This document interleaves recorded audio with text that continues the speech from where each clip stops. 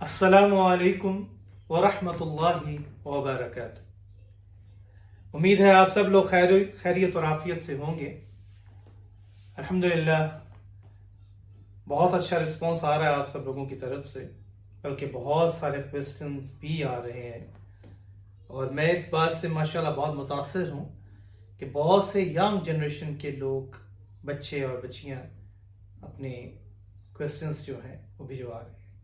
अल्लाह ताला आप सबको खुश रखे, आबाद रखे। अल्लाह ताला की रहमत आप सबके हो।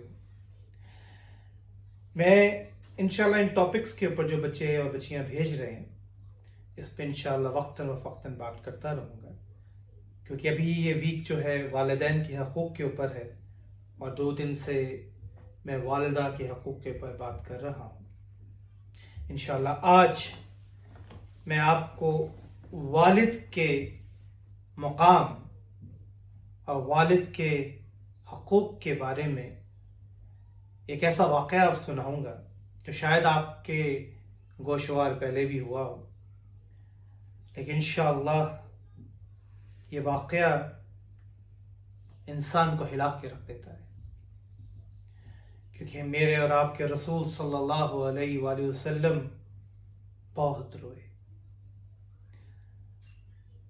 मेरी कोशिश होगी कि मुख्तसर वक्त में मैं इस तारीख़ी वाक़ये को आप तक पहुँचा सकूँ और इंशाअल्लाह मेरी दुआ होगी कि जिस तक भी ये वाक़या पहुँचे अल्लाह ताला उसके दिल को बदल दे और वो अपने वालिदैन से पहले से भी ज़्यादा मोहब्बत कर सके।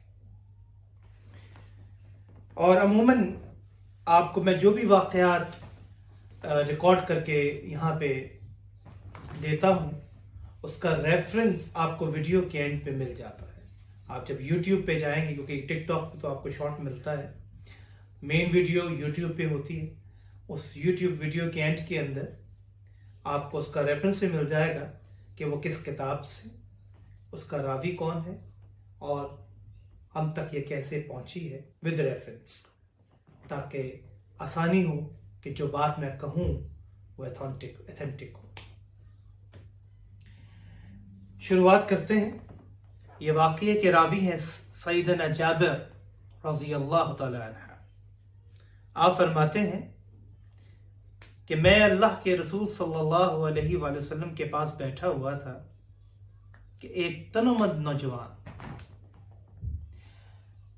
आया बारगाह रसूल सल्लल्लाहु अलैहि वसल्लम और कहा, ए अल्लाह के नबी सल्लल्लाहु अलैहि वसल्लम, मेरा बाप मेरे माल को ख़त्म करना चाहता है, मेरे माल पर कब्ज़ा करना चाहता है।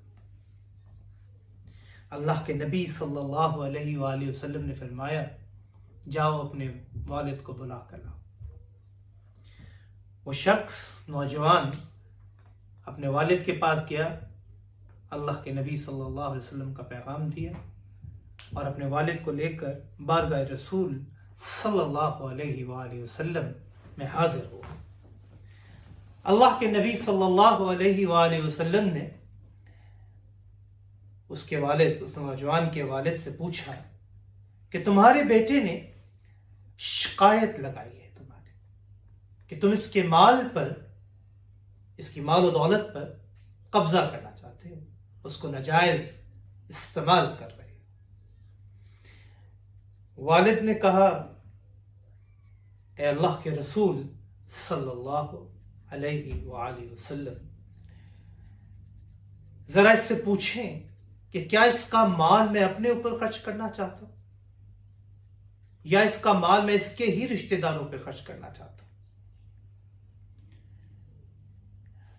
अब यहां पे मैं थोड़ा तवक्कुफ करूंगा और आपको बताने लगा हूं कि अल्लाह कितना रहीम है।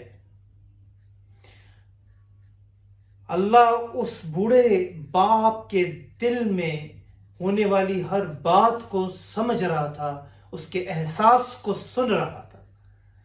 अल्लाह ने हज़रत जिब्राइल अलैहिस्सलाम को फौरन रवाना किया मोहम्मद मुस्तफ़ा सल्लल्लाहु अलैहि वसल्लम की बारगाह में, और जब वो हाजिर हुए तो अल्लाह के नबी सल्लल्लाहु अलैहि वसल्लम से फरमाया اے اللہ کے نبی صلی اللہ علیہ وآلہ وسلم، یہ جو بوڑھا باپ ہے اس نے اپنے دل میں کچھ باتیں کی ہیں، آپ ذرا جانیے اس سے اور پوچھیے کہ اس کے دل میں وہ باتیں کیا ہیں۔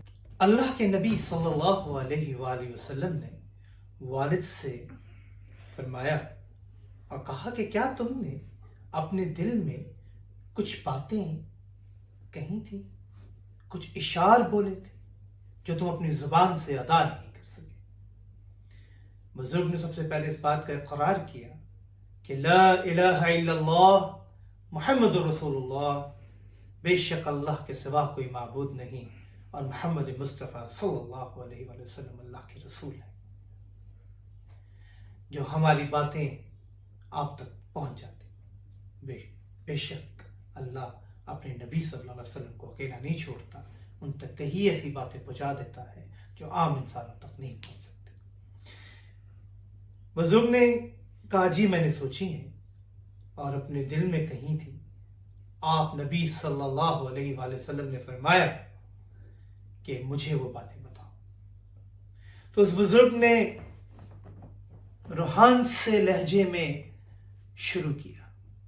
اس نے کہا اے میرے بیٹے، جب تو پیدا ہوا تجھے پالنے میں نے بڑی مشقتیں کی، اور جب تو بیمار ہو جاتا تھا تو میں پوری رات جاگتا رہتا تھا، میں خوف زدہ ہو جاتا تھا۔ مجھے معلوم تھا کہ موت تو ایک دن آنی ہے، لیکن باپ کا فرض ہے کہ بیٹے کا محافظ بنے۔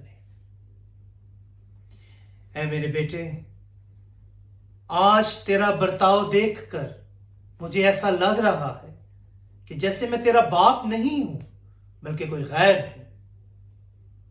اے میرے بیٹے، میں سوچتا تھا کہ جب میرا بیٹا جوانی کی دہلیز پر قدم رکھے گا، یہ بڑا ہوگا تو یہ میرا ہاتھ بٹائے گا، یہ کمائے گا اور میرے کانپتے ہوئے ہاتھوں اور پاؤں کا سہارا بنے گا۔ مگر افسوس، تو نے مجھ پہ خرچ بھی کیا اور میرا محسن بن گیا اور میں تیرا مقروض ہو گیا۔ اللہ کے نبی صلی اللہ علیہ وآلہ وسلم نے جب یہ باتیں سنی تو بے انتہا رو پڑے، ان پہ رقت طاری ہو گئی۔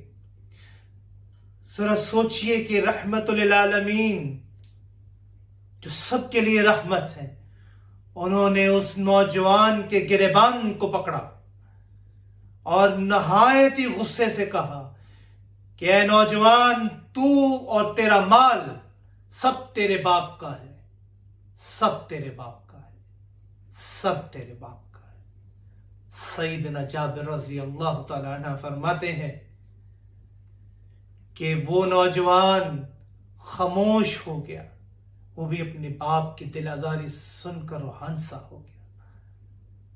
بے شک اس حدیث میں، اس واقعے میں اللہ تعالیٰ نے باپ کے مقام اور اس کے رتبے کے بارے میں بتایا۔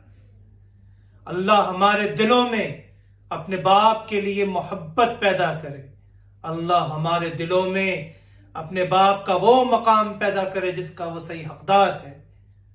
اللہ تعالی ہمیں اس قابل کرے کہ ہم اپنے باپ کو وہ تمام خوشیاں دے سکیں جس کا وہ حقدار ہے۔ اس نے اپنی جوانی کے دن اپنی اولاد پہ نچھاور کر دی۔ وہ مال جو وہ اپنی ذات پہ خرچ کر سکتا تھا، اس نے اپنی فیملی، اپنے بچوں، اپنی اولاد پہ خرچ کیا۔ اور آج ہم دیکھتے ہیں الا ماشاء اللہ، بہت سے تو اپنے ماں باپ کو بے انتہا محبت دے رہے ہیں، لیکن کئی ایسے واقعات ہیں، کئی ایسی چیزیں ہماری آنکھوں کے سامنے آتی ہیں جس میں اولاد اپنے ماں باپ کی فرما بردار نہیں رہی، جس میں اولاد اپنے ماں باپ کو اپنے اوپر بوجھ سمجھتی ہے۔ وہ یہ سمجھتی ہے کہ ہم اس بوڑھے لاغر جسم کو کہاں تک سنبھالیں گے، اور یہ بھول جاتے ہیں کل ہم بھی لاغر تھے، کل ہم بھی اپنے ہاتھ سے نہ نوالا کھا سکتے تھے، نہ اپنا پیشاب پخانے کو صاف کر سکتے تھے۔ آج ہمارے باپ کو ہماری ضرورت ہے، جس طرح وہ ٹھنڈ اور گرمی کی پرواہ کیے بغیر اپنی اولاد کی ضرورتوں کے لیے دھکے کھاتا رہا، تو آج کیا بیٹا اپنے باپ کا سہارا نہیں بن سکتا؟ اللہ ہمیں اس قابل کرے کہ ہم اپنے باپ کی عزت کر سکیں، اس کو اس کا مقام دے سکیں۔ میری دعائیں آپ سب کے ساتھ ہیں۔ مجھے امید ہے کہ یہ واقعہ ضرور آپ کے دلوں میں اترا ہوگا، اور وہ لوگ جو آج بھی اپنے باپ کو اپنے اوپر بوجھ سمجھتے ہیں، میری آپ سب سے درخواست ہے کہ باپ بوجھ نہیں ہوتا، باپ تو آپ کے لیے جنت کی راستے کو ہموار کرنے والی شے ہے۔ جب باپ دعا کرتا ہے اللہ ضرور سنتا ہے۔ اپنے باپ کی دعاؤں کو لیں، اپنے باپ کی رحمت کو لیں۔ اللہ تعالیٰ ہم سب کو اس قابل کرے کہ ہم اس واقعے سے سمجھ سکیں اور اپنے دلوں کو بدل سکیں۔ اس کے ساتھ ہی میں آپ سے اجازت چاہتا ہوں۔ آپ سب میری دعا میں شامل ہیں۔ اللہ تعالیٰ آپ سب کو اپنی حفاظت اور رحمت میں رکھے۔ السلام علیکم ورحمۃ اللہ وبرکاتہ۔